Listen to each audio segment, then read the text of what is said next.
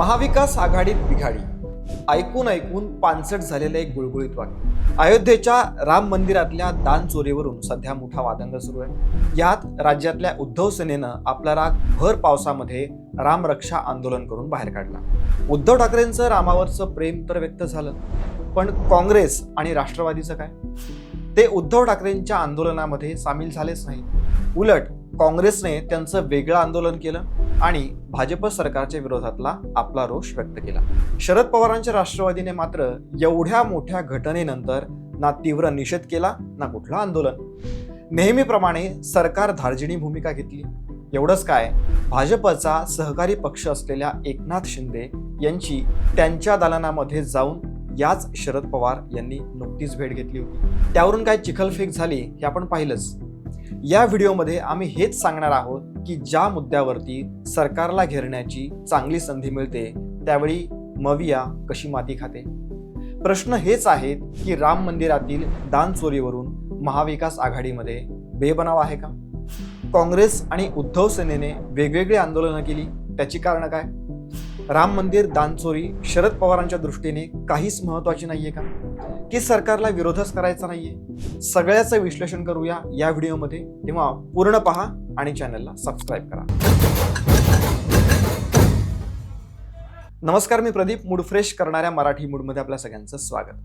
हिंदुत्वाच्या मुद्द्यावर म्हणजे आपल्या जुन्याच मुद्द्यावरती पुन्हा एकदा परतायला उद्धव ठाकरेंना भाग पाडलंय सध्याच्या परिस्थितीत. त्यांच्या पक्षाचे तुकडे होत आहेत, तेव्हा उरलं सुरलं साम्राज्य वाचवण्यासाठी आधार हिंदुत्वाचा घ्यावा लागतोय.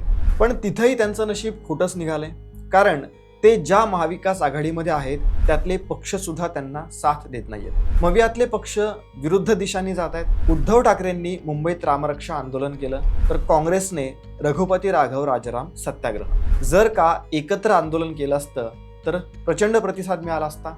पण टोकाचे वैचारिक मतभेद त्यांना कितीही संधी दिली तरी एकत्र येऊ देणार नाहीतच. उद्धव सेनेला हा मुद्दा भाजपाविरुद्ध हिंदुत्व अशा फ्रेममध्ये न्यायचा आहे. हनुमान चालिसा, रामरक्षा, मंदिरामधून आंदोलन यावरती उद्धव सेनेचा भर आहे. त्या उलट काँग्रेसला तो दान चोरी, चौकशी, जबाबदारी अशा सेक्युलर राजकीय फ्रेममध्ये न्यायचा आहे. काँग्रेस थेट हिंदुत्वाच्या भाषेमध्ये बोलत नाही, ती त्यांची विचारसरणी सुद्धा नाहीये.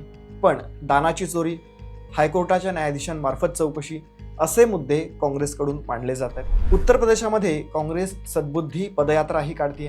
म्हणजे एक गोष्ट स्पष्ट आहे की उद्धव सेनेच्या दृष्टीने या घटनेकडे धर्म, श्रद्धा, भावना याला महत्त्व दिले जाते, जे की काँग्रेसकडून याकडे एक भ्रष्टाचार याच अँगलने बघितलं जाते. हा दोन्हीमधला फरक आहे. त्यामुळे दोनही पक्ष आपापली विचारधारा रेटतायत एकत्र न येता. त्यामुळे दोन्ही पक्षांचा शत्रू भाजप असला तरी रिॲक्ट करण्याची दोघांची देखील पद्धत ही वेगळी आहे. उद्धव ठाकरेंनी उपस्थित केलेला मुद्दा त्यांना फारसा फायदा देऊ शकेल असं वाटत नाही. याचं कारण हिंदुत्वाची बरीच मोठी स्पेस कुणी घेतली आहे हे आपण सगळे जाणतोच. काँग्रेस आणि उद्धव सेना भाजपाला त्यांच्या पातळीवरती विरोध करत असताना शरद पवार काय करतात? आपल्याला सरकारमध्ये कसं सामील होता येईल या विचारामध्ये शरद पवार आहेत का? कधी विनोद तावडेंना भेटायला आपली माणसं पाठवतात, कधी एकनाथ शिंदेंना त्यांच्या दालनामध्ये जाऊन भेटतात. कोण म्हणेल ते सरकारच्या विरोधातल्या आघाडीमध्ये आहेत ते. त्यांच्या राष्ट्रवादीने राम मंदिरातल्या भ्रष्टाचारावरती काहीच ठोस अशी भूमिका घेतलेली नाहीये. म्हणजे भूमिकाच घेतलेली नाहीये ही तर एक खटकणारी गोष्ट आहेच आहे.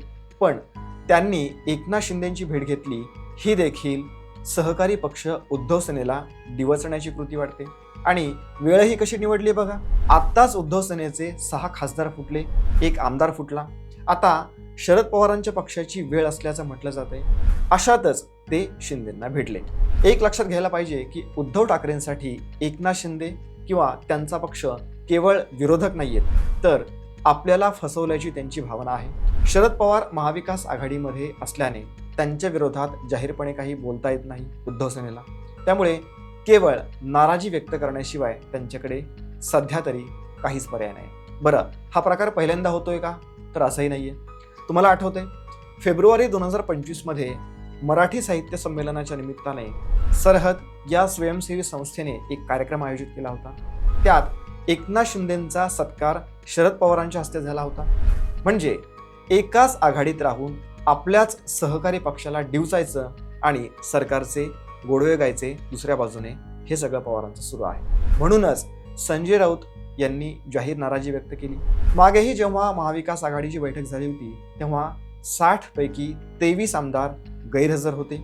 तेव्हा आपण खरंच एकत्र आहोत का, असा सवाल उद्धव ठाकरे यांनी आपल्याच सहकारी पक्षांना केला होता. होय, प्राप्त परिस्थितीनुसार उद्धव ठाकरे एकाकी पडल्याचं आपल्याला दिसून येते. उद्धव ठाकरेंचा त्रागा हा समजण्यासारखा देखील आहे. याचं कारण शरद पवार कुठेही जाऊ शकतात, म्हणजे काँग्रेसमध्ये सामील होऊ शकतात आणि सत्तेतही जाऊ शकतात.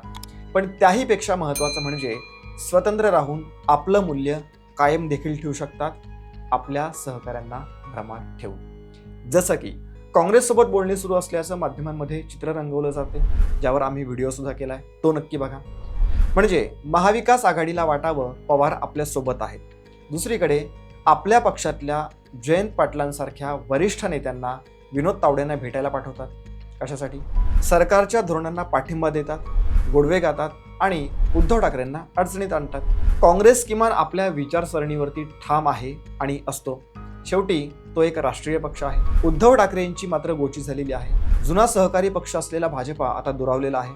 परत भाजपासोबत जाण्याचे त्यांचे मार्ग देखील बंदच झालेले आहेत. आता नव्या कोणत्याही पक्षाला सामावून घेण्याचा स्कोप नाहीये, हे मुख्यमंत्री देवेंद्र फडणवीस यांनी आधीच जाहीर करून टाकलेलं आहे.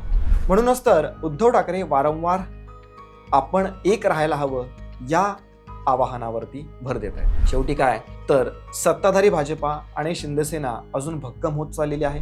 देवेंद्र फडणवीस यांना केंद्रामध्ये मंत्रिपद मिळेल आणि इकडे राज्यामध्ये एकनाथ शिंदे पुन्हा मुख्यमंत्री होतील असे दावे केले जात आहेत.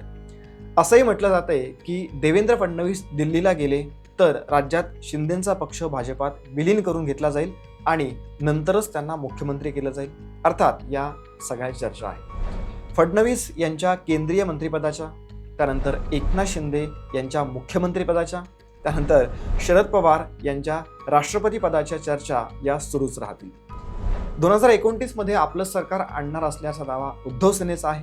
पण कसं आणणार हे सरकार, याचं उत्तर मात्र त्यांच्याकडे नाहीये. कारण महाविकास आघाडीची एकत्रित बेरीज 50 आमदारांची देखील नाहीये. त्यातलेही फुटणार असल्याच्या बातम्या सूत्रांच्या हवाल्याने माध्यम देत असतात.